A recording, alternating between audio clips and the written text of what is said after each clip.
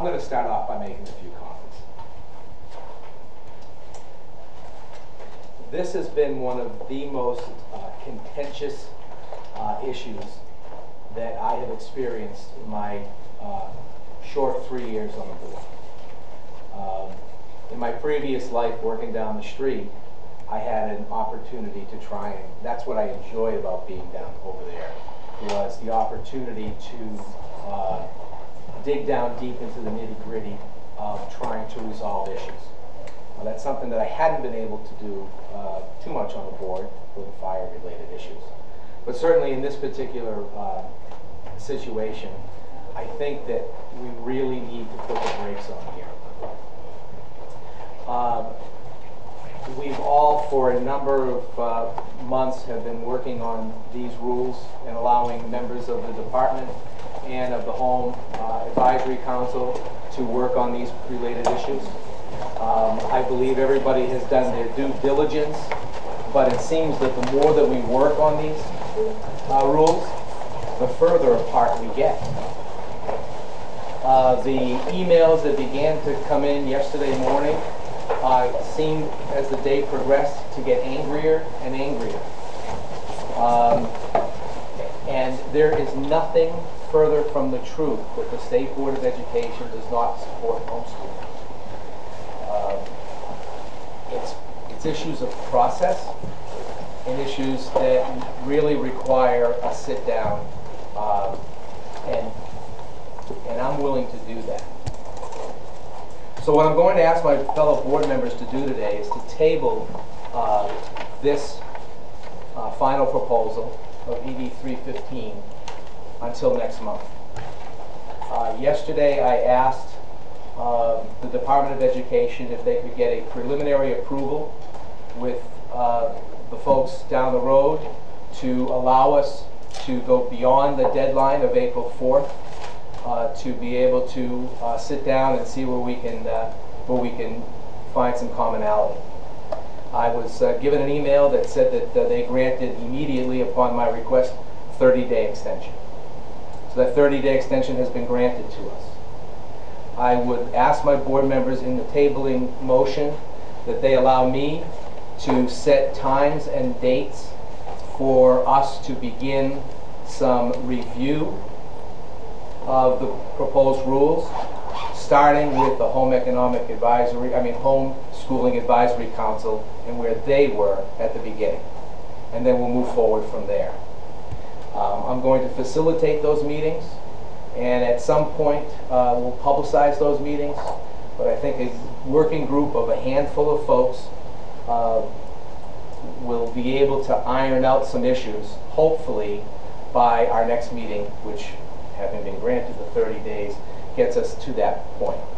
And then at that point, we can't come to some agreement.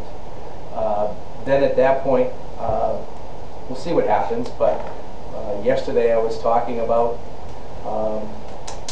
stopping the process, allowing the rules to die, and starting all over again, which I think that people have put in hours and hours and hours of work on the rules, and I think they're still salvageable.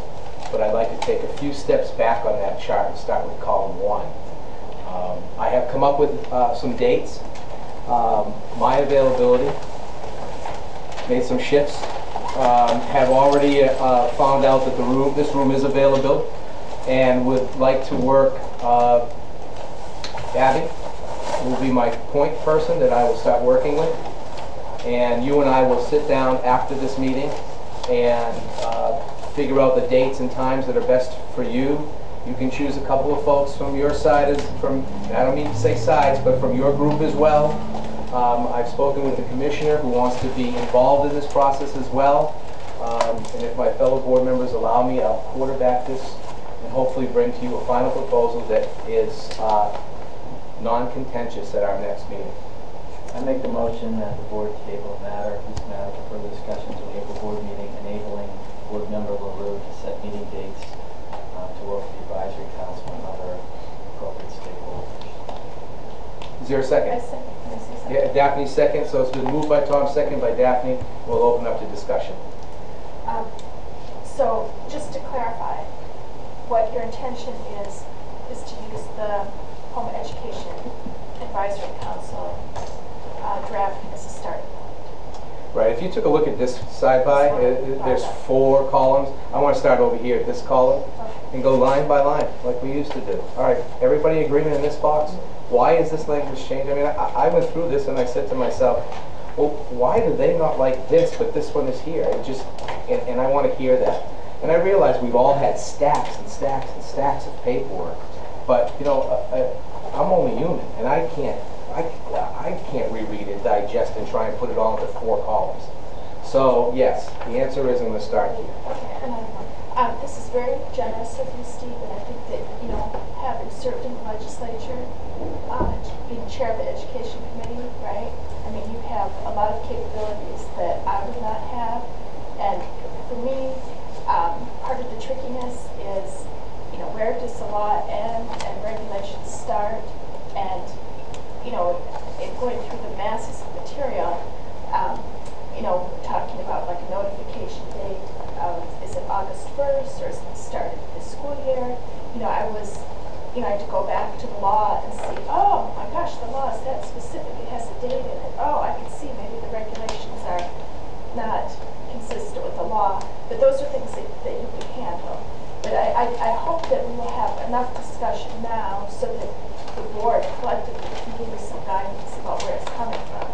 And I agree with you that we're totally supportive of homeschooling, that in the objective of having a personalized education, you know, obviously homeschooling is a way to really personalized education. And it does seem to be that 95, maybe 99% of homeschooling parents are doing a great job. But I also want to make sure that you recognize that our responsibility is for every kid. And, you know, I just know from my life experience at 57 years that not every parent is responsible, and you have to have regulations that take into account the fact that, you know, sometimes a stipulation to notify by a written means or something like that might protect a kid. And so the greatest objective here is not